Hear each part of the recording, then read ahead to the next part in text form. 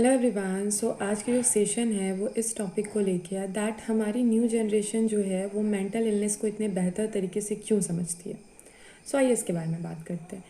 Most important चीज़ मैं बोलूँ ना, जो कि रीज़न है समझने के पीछे, वो है अवेयरनेस और education. Exactly, you heard it right.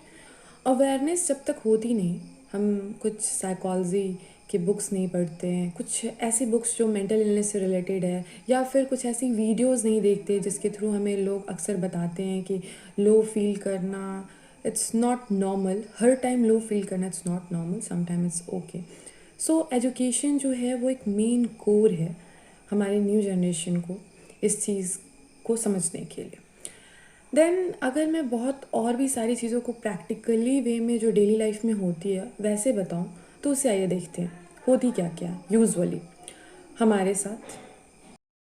हमारी जनरेशन जब भी लो फील करती है ना, तो वो अपनी फीलिंग्स को बेहतर तरीके से समझने के लिए उसके लिए स्टडी भी करती है, और कर भी रहे हैं बच्चे।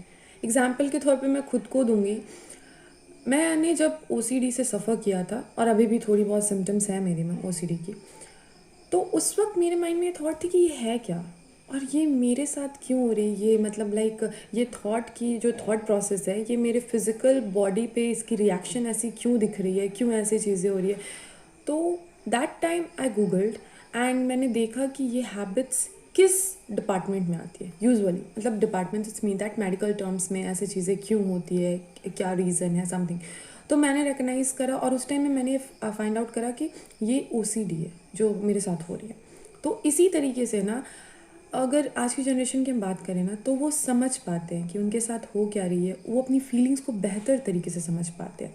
एंड यूजुअली मैं बोलूँ ना, तो हमारी अभी के टाइम की थॉट प्रोसेस ना बेस्ट है, और ये बेस्ट पार्ट है हमारे लिए भी और हमारे पीआर ग्रुप्स के लिए भी, या फिर हमारे कुछ क्लोज वंस जो कि इस प्रॉब्लम से सफ़र कर रहे हैं।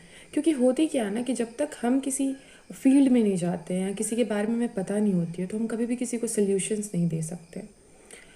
अब हम ये प्रेशर फील कर पाते हैं।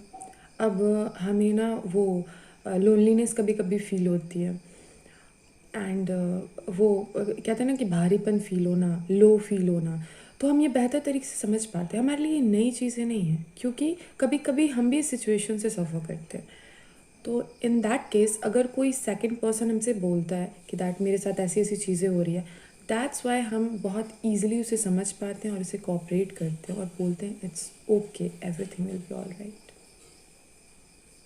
यस, यही रीज़न है। एंड या वन मोर थिंग, आप ये मेरे को कमेंट करके बताओ कि आपको नेक्स्ट सेशन जो है वो किस टॉपिक के ऊपर चाहिए।